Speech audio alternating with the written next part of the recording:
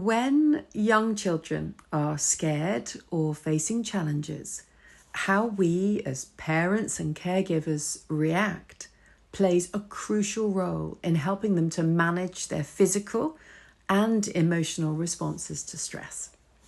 Now, our role begins right from birth because our babies are unable to regulate themselves. They rely on us to help them to cope with stress. So whether that's a dog barking by the pram, or when they're toddlers, another toddler at play school might bump them overhead by accident with a toy. Whenever our children feel scared, they experience a surge of the stress hormone cortisol. But it's our instinctive responses, when we pick them up, when we respond kindly with empathy, when we provide comfort and reassurance, we're not only giving them our physical presence, but that comfort is triggering the release of what we might think of as the love hormone, oxytocin, and other powerful endorphins, and they calm and soothe our children from within. So our loving and dependable presence is starting to program resilience in our children.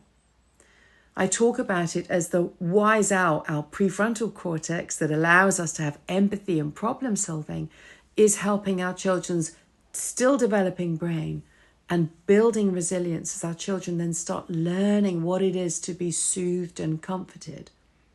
And our children really do need our help when they're very young. Studies suggest that children under 4 require assistance with emotional regulation every 20 seconds. So that's why we see these big emotional blowouts, because our children are operating and navigating the world with a brain that's still developing, what I call the little owl, the prefrontal cortex that helps them to regulate their own emotions and responses to stress, is still not fully developed. That's why it's so important that we as parents and caregivers really do learn how to lend our wise owl, our soothing presence, to help our children's little owls start learning to fly. So children are not born with this inner resilience.